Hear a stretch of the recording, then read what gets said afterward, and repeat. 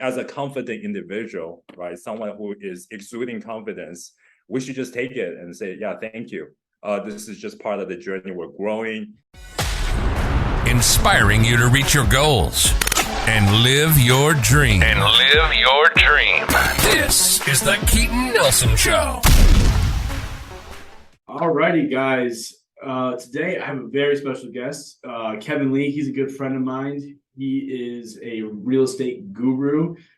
He's got tons of Air BnBs. I'm not sure if he's got any long-term rentals. I'm sure he does. This guy doesn't stop. He's fixing and flipping. And I mean, he's getting into all sorts of business ventures here. I think he's got some, assisted living things going out in Sacramento too. So he's a powerhouse. I'm lucky to get him on my show because he's been on everyone's show in the past month, and I'm lucky to grab him on here. So, Kevin, thank you so much for being on today, man. Hey, Keaton, thank you so much for inviting me. It's an honor to be here as well. Yeah. Appreciate that. So I like to start off with letting the audience get to know who you are and like where you came from. So like, where were you born? Where did you grow up? And then like kind of like how was it like growing up? Did you grow up rich, poor, middle class? Did you have both your parents in the picture? What was life like growing up as a kid? Yeah, so I grew up in Taiwan in a middle class family. My mom was a high school teacher. My dad worked for the government. So just kind of like a middle class family. Yeah, we're not like born rich or anything, but really educated. And from the very beginning, they just imparted to me the importance of education. And I thought that really just give me the foundation, right? The knowledge of just starting the entrepreneurship journey in a good way. And I migrated or moved to this country when I was 14. There was an opportunity that came up. So I left everybody behind, all my best friends back in junior high school. I came here by myself. I was here, and I stayed with my aunt and uncle and their family because it's just basically the whole relatives. My parents couldn't join me at the time because they kind of had to work to provide that income to send me over here in the United States. So I was here in Los Angeles area, went to Arcadia High School. I remember my first year was really, really tough, just to learn language, it was a second language for me. But I made it. Right, so, right. 30 years. That was 30 years ago. What? Yeah. You're 44, man? Actually 42, so yeah. 42. Dude, you look like you're like you're in your 20s still, man. Time to talk about this. I think I should tell the listeners the importance of working out or just really going to the gym. And I do that. It's kind of like my religious habitual habit. I have never stopped like every single day. Maybe I, get a day off on Saturday or Monday, but that's about it. That's it. And that's the key of staying young too. Right. And Kevin, for the listeners, Kevin, I was hanging out with him in Nashville at this awesome mastermind event, and we're out like at this awesome social club having drinks, and Kevin's busting my chops about my beer belly. He's like, you got to get rid of that. He's like, next time I see you in person, I want to see that thing gone. So Kevin, I started on Tuesday with my fitness coach. I hired Brad Feinberg, who's Antonio's fitness coach. And my God, I was going to the gym like 3 times a week and thought I was working out. He had I'm like dripping in sweat, pouring down, barely could move afterwards. And I'm like, okay, this is what it's really about. So I'm super excited to be in this and see what consistency over the next few months takes. But you're right. Like, I'm so happy that you hire a coach. And I feel like I was just talking to somebody who told me the importance of having a mentor, someone who is like a little bit older and experienced, more experienced than you in life, and they'll be able to provide kind of like some guidance, whether it's fitness, whether it's mindset, and whether it's business, right? To have that person really just to hold you accountable, to make sure that you are moving along on the right track, trending upwards. So I really applaud you for, making that move, hiring a coach so that you can really know, or the coach can, really tell you and then provide you the right guidance for you to go to the next level. Yeah, they allow you to like kind of skip a step, right? Skip all the hard things that they had to learn the hard way, or they had to pay someone to learn. You get to skip all that stuff when you hire a coach. So yeah, big time. Yeah. You don't grope around in the darkness, you get that, fast track, cut the, the learning curve. For sure, man. Yeah. So I want to go back to the story a little bit. So you got here, you went to high school, you graduated. You didn't start off as an entrepreneur though, right? You worked a W-2 job. How did that?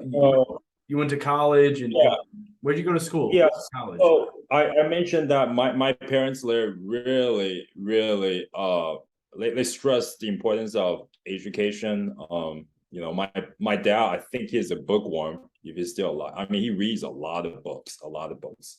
He always, emphasized the importance of education. He didn't have a chance to get a PhD, and that hey, you got to do it. You got to pass on, my desire, my wish. You have to fulfill that dream for me. So I ended up doing it. I spent like 10 years in like advanced education, like 2 years in masters and then another 6 years. So that's pretty much what I did in my 20s, right? Like, I didn't get my PhD until I was 30.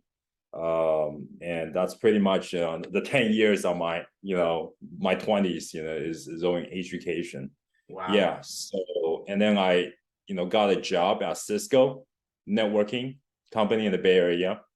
Yeah, I worked as a researcher over there for 2.5 years before I, moved on to a smaller company, a startup, and then worked there for a few years as an engineer. And then that company got acquired, and then I worked for Oracle. I was in the public cloud division for a couple of years before I started the entrepreneurship journey. Yeah. So tell me about that. What was the transition like for you when you're still working your W-2 job? What got you interested in entrepreneurship or real estate? I guess it wasn't just something that I was forced to do. I see people do it, and I've always thought in my mind that this is a lot of risk, and why would people really just sacrifice their stable income for something that is so unpredictable, right? But then I've also seen the successful stories coming out of it, like people who's made it, who's been super successful. And there's actually people right out there who are like serial entrepreneurs. They do this for a living, not necessarily for the money, but this is their passion. And I realized, as I was in my W-2 for many, many years, that I didn't really have a passion for what I did. I thought I did before. I was really gung-ho about it when I got my first job. I was really working really hard, trying to impress my boss and so forth. But I guess the job itself really just box you in, right? You're hired for that particular role, right? So there's really no room for growth. Obviously, there's opportunities for you to, just climb that corporate ladder. But there's so many of us, and there's like limited opportunities at a certain period, certain time, at a certain level. There's just not as much anymore. I didn't feel like I was growing back then, and I felt that I could do a lot better just doing this, going out, on my own. So it's a very gradual process. It's not like abrupt, like 180 degrees. Hey, I go to my boss's office and say, hey, I quit. No, Right. not like that. I was already doing some side hustles, and while I was working, and I thought that was really good because that gradual process really gave me the income for me to really propel myself. When I knew, was certain that this is gonna be okay. I'm going to be able to make it, because you have to also think about the risk that's involved, right? There's this article or statistics that says like 90% or probably higher, most of the startups fail, right? 90% of the startup fail. So it's a path that's full of risks. Sure. And quickly too. It's like within 5 years they fail, and then Yeah, exactly. larger percentage don't even make it to 10 years, Right. So was it scary when you were making the transition, or did you do it so slowly that it wasn't a concern? It was scary, but you know how like you can also mitigate risks along the way. Yep. And as an entrepreneur with your back against the wall, you really think hard how you can go about mitigating these risks. That's along the way. You're more aware. I was on high alert the whole time, right? Yeah. More so before than now. Right now, I have people that work for me, and then there's income that's coming. So it's a lot better. But I think that for sure, like when you start, you gotta grind. And I hate to use that word grind, right? Because we've been told to like just work it like calm, effortless, Right. with flow and so forth. But I think that goes with anything, whether it's a W-2 job, right? You gotta impress your boss, right? You're kind of on probation for the first 3 months, and so you grind, but at a certain point, the water is gonna come. It's gonna overflow. Yeah, Absolutely. you basically just get that momentum started. Yeah, exactly. It takes more force in the beginning to get it going, right? Yeah, exactly. Yeah, Yeah, exactly. exactly. So let's fast forward to now. So I know you, and I've known you for a few months now, and I don't see you as someone who likes to brag, but your accomplishments are impressive. I want people to know where you're at right now. Like how much, we'll be real specific. How many Air BnBs do you own right now? 35, and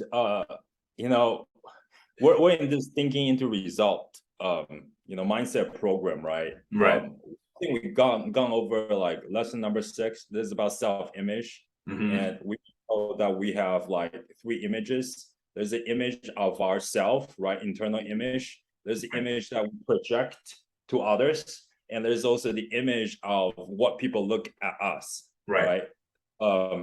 So I don't think that my 3 images are congruent, and there's nothing wrong with it. Right. It's just I was brought up, that's how I was programmed, whether my parents know it or not, right? It's just like passed down, and I didn't even know that I don't know. I didn't know until I was, exposed to the program, and now I know, right? That hey, this is the image of people, the image that people think of me, but that's not what I think about myself, and I need to make those 3 images congruent. So Yeah. I start to like look at myself differently now. Hey, this is something that you should be proud of. You should say thank you to people when they give you, compliments like that. I used to just kind of decline, and then I would just put it back to the person. I feel really shy or not taking it, as it comes, right? Accept it, and that's really bad. That's really bad. I think we should do it differently. I mean, as a confident individual, right? Someone who is exuding confidence, we should just take it and say, yeah, thank you. This is just part of the journey. We're growing, and it should just be the same as how people look at you. Mhm. Yeah. That's awesome. It's so true. But dude, I see you so elevated. Not that I put you on a pedestal, you know what I mean? But like it's also just like what you've done and accomplished is I know it takes a lot of work. I know that you had to learn a lot of things. You had to make mistakes along the way and keep pushing. And you probably came up against failure and just moved through it. I've been in my business, so I like always I know what it takes to so the fact that you're there, it's really, really awesome. Thank you. And Hey, Keith, I just want to mention one thing too for the listeners, that it's the law of relativity. Everything is relative, right? If I compare myself to Elon Musk, who is like 100 billion, worth $100 billion, right? I'm just a little potato, but someone who's looking at me or who looking up to me, right? He may think that I'm so much more ahead, but it's so relative. I think that we should not compete because it makes us feel so bad. Yeah, like we're so much behind, and we have not accomplished so much, but we have, right? Give yourself some credit. You're your own competition, right? So if you can improve yourself over 1%, I don't know, the book by Darren Hardy, The Compound Effect, right? yeah. 1% a day, 365 days later, oh my God, you have improved, and it's just like looking through a telescope. Yep. You so much progress, so much accomplishment. Yeah, you've made over time. For sure. But I also want to point out that like even you said it in the beginning, like when you were at your W-2 job, you like looked at people who were successful and you looked at the success stories, and that's what inspired you to go and do the things that you're doing now, right? So I always like to like paint that picture. That's actually why I have this podcast, because I want to like it's a free way for me to bring knowledge and inspiration and success stories to people who may not be there yet. Like you said, it's all relative, but they can look up to that and aspire and know that it's possible. Because I mean, most people I bring on here, they didn't come from something that was just like they didn't have a huge trust fund or rich parents or anything like that. They figured it out themselves, and it shows that it's all possible for everyone. And I mean, like you said, it's all relative. You could look up to Jeff Bezos and be like, okay, how does he think? How does Elon Musk think? If that's possible for him, that means it's possible for me. And so, like, what does that take? You know what I mean? But it's all relative for sure. I really appreciate for what you have done. Basically, you have basically shown people all the patterns, right? All the examples to make it so possible for people to do it themselves. Hey, if Kevin can do it, just like anybody else, right? No different from anybody else can do it. You can do it too. Absolutely. Yeah. Absolutely. I mean, I tell people like, dude, I was waiting tables at Red Robin. Now I've got plenty of employees working for me who have higher education than I have. And I get to work with amazing people like you and Brian and all these awesome people who, and a lot of them have been on the podcast. I'm so blessed. And if I could do this, then anyone can do it. You know what I mean? I'm definitely nothing special. So yeah, it's awesome, man. Before we wrap this thing up, I have a few questions I always ask at the end. But before we get there, I want to know what's next for Kevin Lee. What's that vision? I know a piece of it, but like, what do you see where you're going in the next, what's your vision? I'll leave it at that. So, I have a grand vision, and my grand vision there is to really bring happiness or memories, lasting memories for people, right? And the way for me to do it, because I'm very, very good or strong. My strength is in real estate. So I want to build up like, very grand, nice shopping malls, not the traditional kind, malls where people can have experience, almost like an amusement park, that kind of, feeling to it. Yeah. And just bring your whole family there. You can hang out, you can have ice cream, you can, get on rides. You can eat at a restaurant over there. It's you just come there and it's like a one-stop shop, and you can do everything there. You can spend a whole day there, and then we can invite like different vendors to this place. It's almost, I don't know if you know the Grove or Americana here down south in Southern California.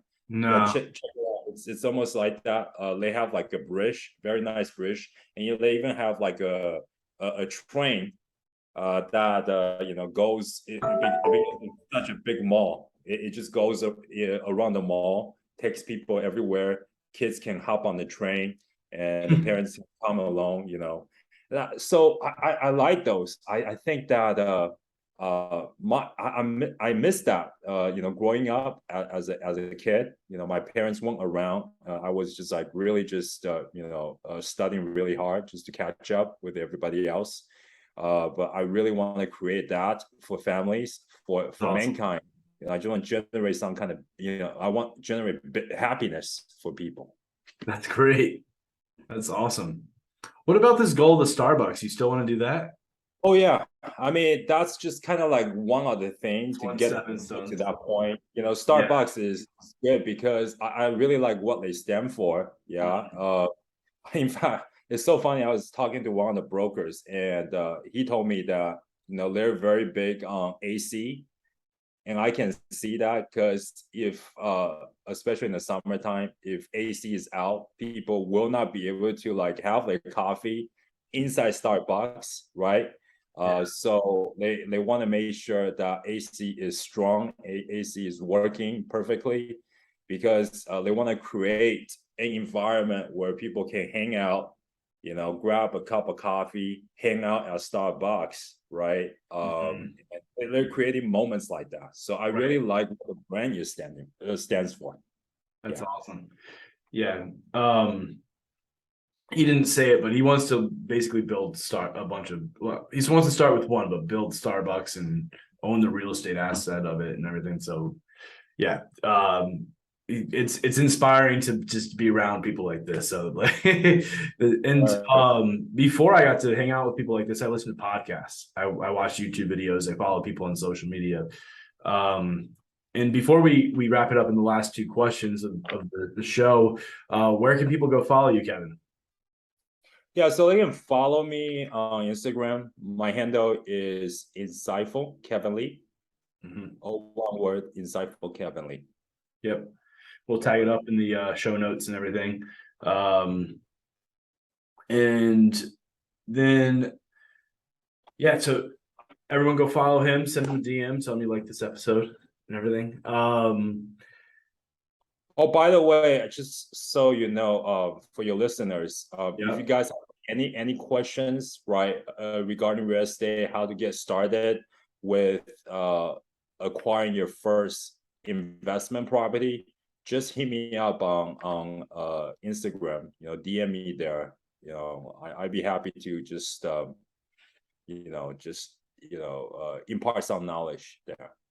Yeah, and like it's what we said in the beginning, right? Go get a coach, get someone who can like Kevin's figured out a lot of this stuff the hard way. You don't have to. So that's really kind of you to share that knowledge and put it out there for people who want to do that.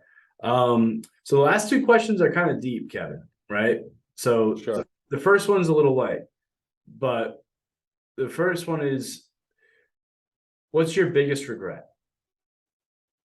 What's my biggest regret? It changes over time, actually, Keaton. Okay. I really don't have any regret in life. I think things happen for a reason, sure. Right? Everything has a gestation period, right? There's time element involved. It takes time for whatever that you think of to really just manifest or to realize itself. I think that Really, there's really nothing. I wouldn't even say like people who were addicted to drugs and then they later recover. That's a regret in their life. Maybe you can say that, but you probably need to have like a moment like that for you to realize that it is so harmful, and then you can become maybe a testimony, a glory to a testimony of God to people around you, right? So you Right. can really share that experience with people. So I don't really have any regrets. I think I'm happier now than ever. Maybe I should have like hired a mindset coach earlier, but that may not, I don't think that's even a regret. I just didn't know what I didn't know, right? Right. If I had known that earlier, I would probably have hired Brian 5 years ago, so that I wouldn't have like wasted the last 5 years, Yeah. the last 10 years, Mm-hmm. Yeah. I feel lucky that I found him so young, I feel very, very lucky. It's been so impactful for me in my family and everything. So guys, like, who we're talking about is this guy, Brian Dalmaso, who runs this program, TIR, is Thinking into Results. Highly, highly, highly recommend. Go follow him and send him a message if you're interested. But I mean, me and Kevin could go on for days talking about how impactful it's been for us. So definitely recommend that. And last question. All right, you're gonna go back in time, Kevin. You can go back to any age and you're gonna be able to go and talk to yourself from who you are right now. Right? But when you go back there, you can only say 3 sentences and then you disappear. So what age would you go back to? And what 3 sentences would you tell yourself? I would go back to my time in college, maybe when I was 19 or 20, Mm-hmm. and I would say to myself, number one, get a life. I didn't have a life, I was just that bookworm, I was always studying. Yeah. Number two is go to parties, hang out with people, and do the social scene. I miss out on that a lot, and that has like impact on myself, further down the road. Right. And number three is to I don't know what number three is. I'm sorry. It's okay. I think, yeah, just get a life and go to parties, and just or number three is just take it easy.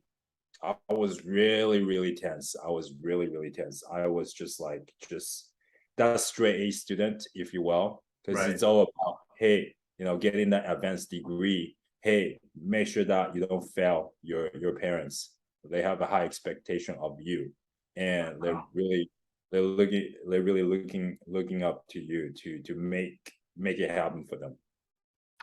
What would you tell someone else who's, let's say they're 19, 20 and they feel like they have that pressure from their parents now? What would you tell them?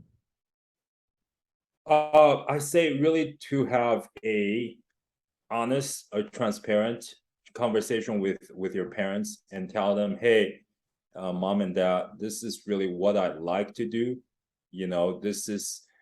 There's a window of opportunity for anything, right?